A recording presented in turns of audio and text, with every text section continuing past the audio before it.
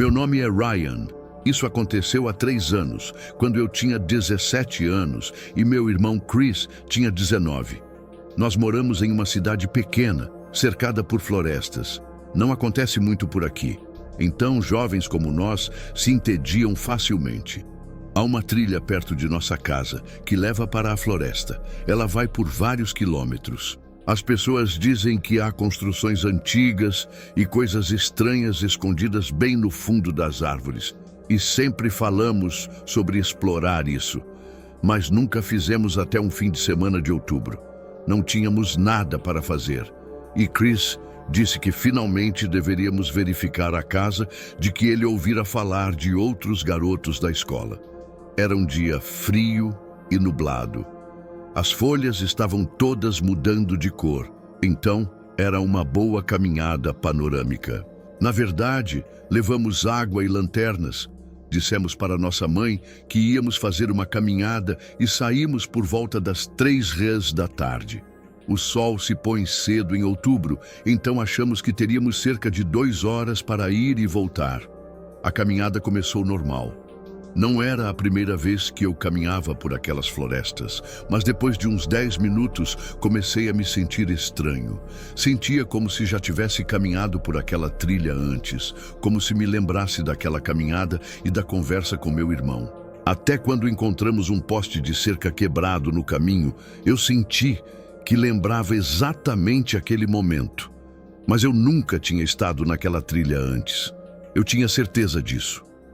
Chris estava à frente de mim falando sobre algo aleatório, mas eu não o ouvi muito bem. Eu ficava olhando ao redor e tudo parecia familiar demais. Eu sabia que haveria uma árvore grossa com um grande buraco ao lado da trilha. E 5 minutos depois, passamos por ela. Eu não disse nada, como se já tivesse experimentado o déjà vu antes. Desta vez, parecia estranhamente mais intenso. Quanto mais íamos para dentro da floresta, mais memórias voltavam. Comecei a me lembrar de uma casa de 2 andares com a tinta verde descascando e um degrau da frente quebrado. Eu via isso claramente na minha cabeça. Lembro-me de uma janela quebrada no andar de cima e de videiras mortas subindo pela lateral, mas eu nunca tinha visto essa casa antes na vida real. Ainda não falei nada para meu irmão. Finalmente, chegamos à casa entre 15h30 e 16h. Quando a vi, senti como se meu estômago caísse. Era exatamente a mesma casa que eu estava imaginando na minha cabeça, com quase todos os detalhes. Eu fiquei olhando para ela enquanto Chris continuava caminhando em direção à varanda. Eu queria dar meia volta e ir embora. Naquele momento, comecei a questionar se eu já tinha visto aquela casa antes, embora tivesse quase certeza de que não. Perguntei a Chris se aquilo lhe parecia familiar, e ele ficou confuso e disse que não. Então ele perguntou o que eu queria dizer. Eu falei diretamente que senti uma estranha sensação de déjà vu, daquela exata situação. Eu não queria fazer papel de covarde, então continuamos. A porta da frente estava entreaberta, o que indicava que não fomos os primeiros a ter a brilhante ideia de explorar aquele lugar. Chris empurrou a porta lentamente e ela fez um longo barulho de rangido ao abrir. Lá dentro, o cheiro era o que você esperaria de uma casa há muito abandonada, e o silêncio era quase ensurdecedor, como se estivesse pesando nos meus ouvidos. Entramos e havia móveis quebrados, papel de parede velho se descascando e uma escada indo para o 2º andar à esquerda da sala. Ficamos na primeira parte da casa por um tempo. Havia uma cozinha sem luz, uma sala de estar com uma lareira e um corredor com uma porta fechada no final. Durante todo o tempo parecia que alguém estava nos observando, pelo menos para mim parecia. Chris fez um comentário de que o lugar era meio assustador e eu não poderia concordar mais. Então eu falei algo sem pensar. Eu disse, eu lembro de estar aqui antes. Chris parou de andar e simplesmente virou para mim e perguntou, o que você quer dizer? Eu não queria dizer isso, mas as palavras saíram sozinhas. Eu repeti, eu lembro deste lugar, da cozinha, daquele corredor, até da lareira, E lembro de uma mulher no andar de cima. A reação de Chris foi a que você esperaria, uma suposição automática de que eu estava tentando aumentar a atmosfera assustadora e assustá-lo. Eu falei diretamente: não estou tentando te assustar. Eu só tenho uma memória estranha de estar aqui e de alguém estar lá em cima. Eu pude perceber que isso o assustou um pouco, mas em um lugar como aquele, não era difícil assustar as pessoas. Ficamos lá por um segundo. Então ouvimos um barulho, um suave ranger, como se uma tábua do andar de cima estivesse sendo pisada. O barulho veio do andar de cima. Chris me olhou e eu olhei para ele. Não dissemos nada por alguns segundos. Ele me desafiou a subir e ver o que estava acontecendo lá em cima. Eu disse: de jeito nenhum, e sugeri que saíssemos dali. Ele de alguma forma me convenceu a jogar pedra, papel e tesoura para ver quem subiria lá em cima. Eu perdi, mas ainda recusei a subir. Chris ainda preferia subir do que sair da casa naquele momento. Quando ele subiu a escada, cada passo rangia. Eu fui atrás, mas fiquei no topo das escadas enquanto ele caminhava em direção ao quarto de onde o barulho parecia vir. Era o último quarto à direita. A porta estava ligeiramente aberta. Ele estendeu a mão e empurrou mais a porta. Eu não conseguia ver o que estava dentro de onde eu estava, mas Chris viu algo lá dentro. Ele congelou e de repente gritou e quase me empurrou escada abaixo. Ele gritou: "Corre!" E nós saímos correndo sem parar, nem mesmo quando chegamos novamente à trilha. Continuamos até ficarmos completamente sem fôlego. Quando finalmente paramos, estávamos curvados, tentando respirar. Meu coração batia tão forte que eu mal conseguia ouvir. "O que você viu?" perguntei. Chris me olhou e disse: "Havia uma mulher lá dentro, olhando pela janela como uma estátua." Quando perguntei a ele como ela era, ele disse que a única coisa que ele notou foi o cabelo, que era na altura do ombro e loiro acinzentado. Ele continuava me perguntando como eu sabia que haveria uma mulher lá em cima. Eu acusei ele de estar mentindo para me pregar uma peça, que ele provavelmente pensou que eu estava tentando assustá-lo. Então ele inverteu o jogo, mas ele nunca cedeu. Ele nunca me disse que estava brincando. Ele insistiu por dias, semanas, meses, até anos depois que ele não estava brincando e que ele viu aquela mulher lá dentro. Parte de mim sabe que existe a possibilidade de ele ter invertido o que achava que era uma brincadeira. Mas no fundo, eu acredito nele. Ambos ouvimos aquele som do andar de cima. Ele veio de alguém ou algo vivo. Meu déjà vu, ou premonições, ou o que você quiser chamar, também foram detalhes específicos demais para ser uma coincidência. Fico feliz por não ter sido o único a olhar para aquele quarto. Essa experiência mudou minha definição do termo déjà vu.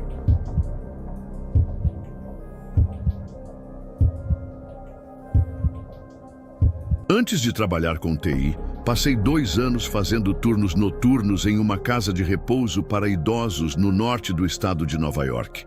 Era uma instalação antiga, um pouco desgastada, mas decente o suficiente. Tínhamos alguns residentes com Alzheimer ou demência avançada, mas a maioria estava estável, apenas idosos precisando de cuidados. Havia uma mulher chamada Miss Adelaide.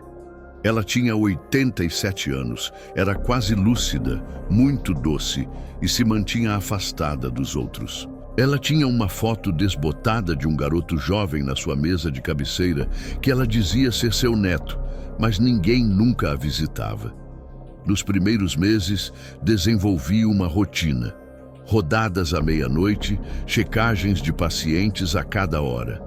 A maioria das noites era tranquila, mas de vez em quando eu encontrava Miss Adelaide acordada, olhando para o teto, cantando uma música lenta e estranha.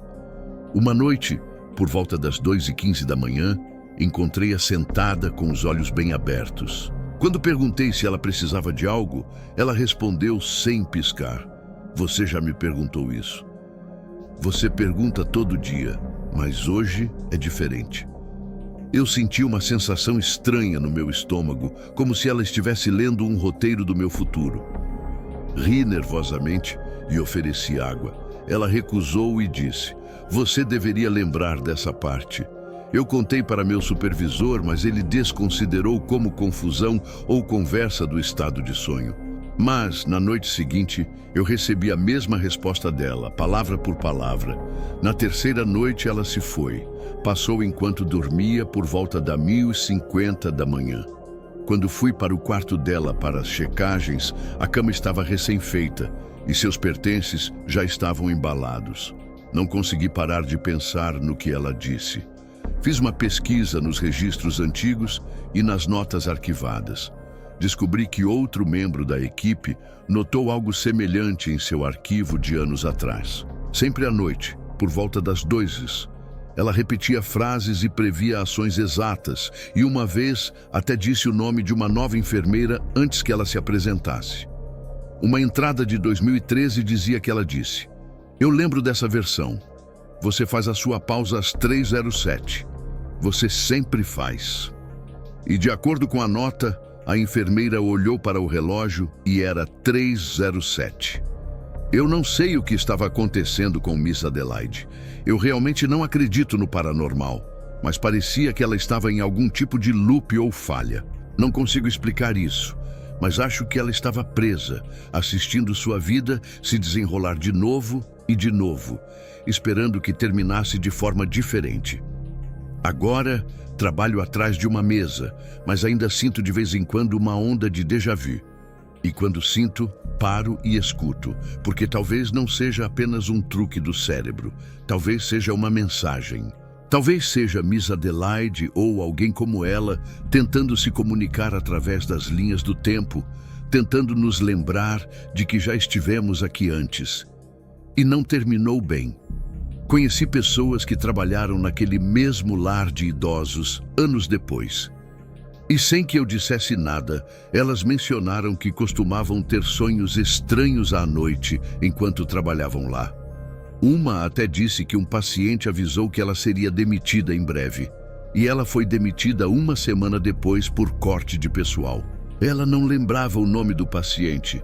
Eu só acenei e disse como isso era interessante. Eu penso em Miss Adelaide frequentemente e às vezes, quando estou caindo no sono, ouço aquele mesmo canto estranho nos meus sonhos. Não posso deixar de pensar em Miss Adelaide o tempo todo. O acidente fatal. Em 2020, durante uma daquelas fases estranhas entre o lockdown e as lojas reabertas, eu tive um período de tempo que parecia menos com a realidade e mais como se eu estivesse andando por um loop roteirizado do qual não conseguia escapar. Eu estava voltando para casa tarde da noite da casa da minha namorada, talvez 1h30 da manhã. Tinha acabado de nevar, não muito forte, mas o suficiente para deixar a estrada escorregadia. Eu moro em uma cidade pequena nos arredores de Scranton, na Pensilvânia, e há um cruzamento perto de minha casa que é infame por acidentes. Tem 4 sinais de pare, mas nenhum semáforo, e nas noites de neve você tem que basicamente adivinhar se o outro motorista vai obedecer a eles. Quando me aproximei do cruzamento, senti algo pesado no meu peito. Não era medo no começo, apenas uma estranha sensação de estar fora do lugar, como se eu tivesse entrado em um momento que já vivi. Diminui a velocidade, mesmo tendo a preferência. Então, sem aviso, uma caminhonete preta passou correndo pelo sinal de pare à minha esquerda. Se eu não tivesse freado antes, ela teria batido na minha lateral. Estacionei tremendo, assistindo as luzes traseiras sumirem na neve. Aquilo teria me matado. Eu sabia disso. Mas o que me assustou mais foi que eu sabia que aquilo ia acontecer. Não do jeito que você antecipa um perigo. Eu me lembrava disso.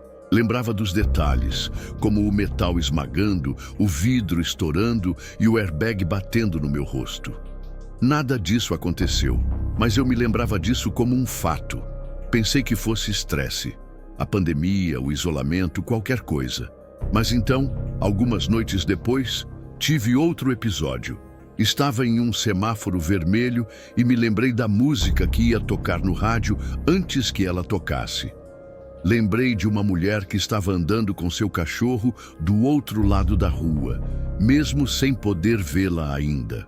Comecei a sentir como se não estivesse mais vivendo no presente, apenas reencenando-o. Então, os sonhos começaram. A mesma estrada, o mesmo acidente, cada noite mais vívido. Em um sonho, eu saía do carro e via meu próprio corpo caído no banco do motorista, com os olhos vidrados e um longo corte na minha têmpora. Eu podia ouvir a mim mesmo tentando respirar. Na quinta noite, acordei suado e disse a mim mesmo que não tomaria aquela rota novamente. Dirigi 10 minutos a mais e peguei a estrada principal. Mais tarde naquele dia, recebi uma mensagem de um amigo. Houve um acidente fatal naquele mesmo cruzamento, na mesma hora que eu normalmente passaria por lá. O mesmo modelo e cor do meu carro. Uma pessoa diferente, mas o mesmo fim. Desde então me pergunto, será que eu estava lembrando da minha própria morte em outra linha do tempo? Alguma parte de mim foi desviada no último segundo? Ou eu sou apenas uma versão que teve sorte, enquanto outra de mim não teve? Não tive déjà vu como aquele desde então, mas às vezes, quando dirijo à noite e a estrada parece familiar demais, sinto calafrios, porque talvez alguma parte de mim se lembre de algo que eu não deveria. Mais tarde, pesquisei experiências de quase morte e encontrei pessoas relatando a mesma coisa. Memórias de coisas que ainda não aconteceram, mas que sempre envolvem um encontro próximo com a morte. Talvez o déjà vu seja apenas um efeito colateral de passar pelas rachaduras. Talvez o tempo não seja uma linha, mas um loop que recarrega constantemente e ocasionalmente algo dentro de nós lembra o que aconteceu antes do reset. Se for verdade, então, toda vez que evitamos o desastre, talvez não seja por sorte. Talvez seja porque já vivemos isso e alguma parte de nós está tentando desesperadamente evitar que aconteça de novo.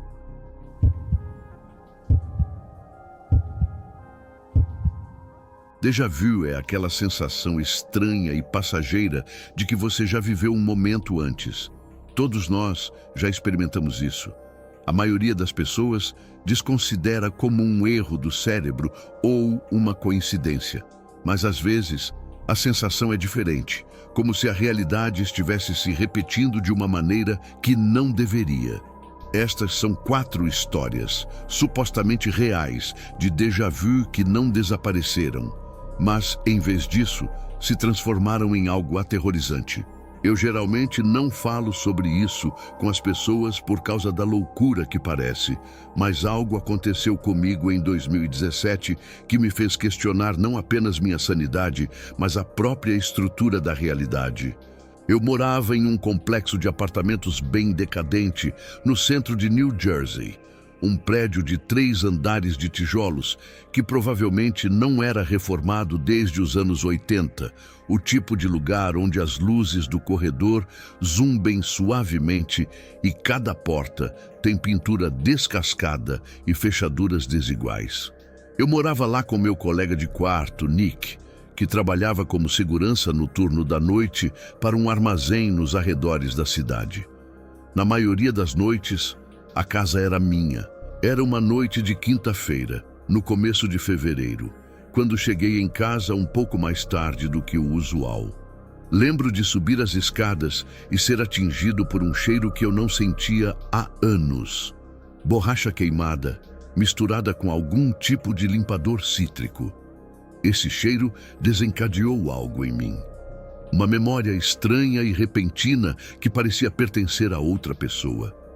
Enquanto caminhava pelo corredor, a sensação de déjà vu me atingiu como um martelo.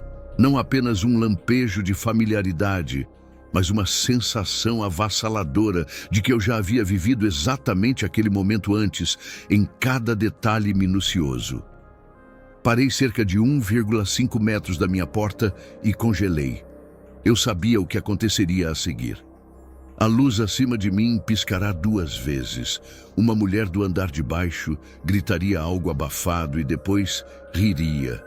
Depois, no final do corredor, algo pesado cairia.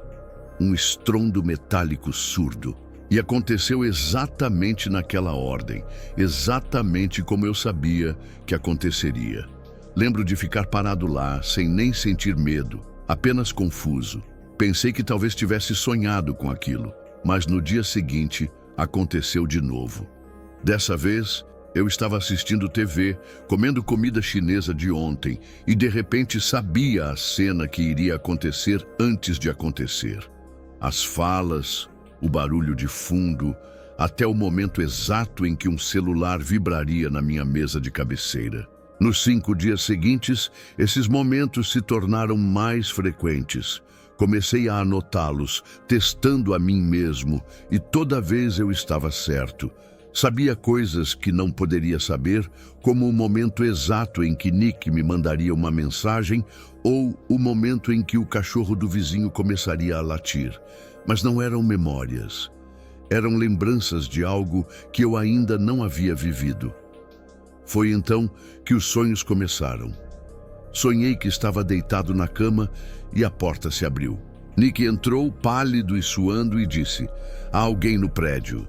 Sua voz soava estranha, como se fosse muito plana, como se estivesse sendo reproduzida de uma gravação. Perguntei quem era e ele apenas me olhou fixo. Esse sonho se repetiu todas as noites. Mas na última noite não foi um sonho. Às 3h12 da manhã, minha porta se abriu e Nick estava lá dizendo exatamente as mesmas palavras. Eu o segui pelo corredor com um bastão na mão. Ele apontou para a escada. Não havia ninguém, mas algo estava estranho.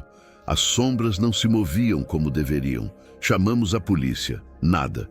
Eu contei a Nick sobre os sonhos e ele apenas me olhou e disse: "Eu também os tenho." Nenhum de nós disse mais nada.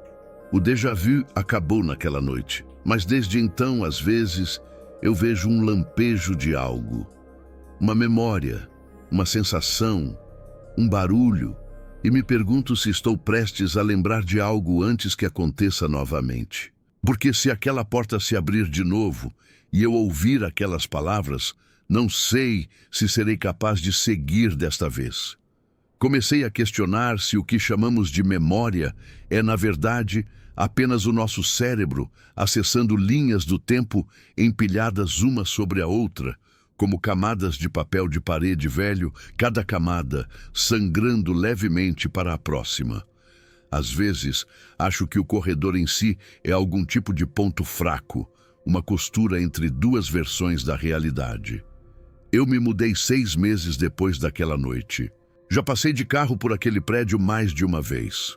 E cada vez eu juro que sinto uma sensação estranha, como se meu corpo quisesse parar e entrar. Uma parte de mim ainda acredita que há algo esperando no final daquele corredor. Não uma pessoa ou um fantasma, apenas uma decisão que eu não tomei nesta versão da minha vida. E cada vez que penso nisso, sinto que estou mais perto de tomá-la.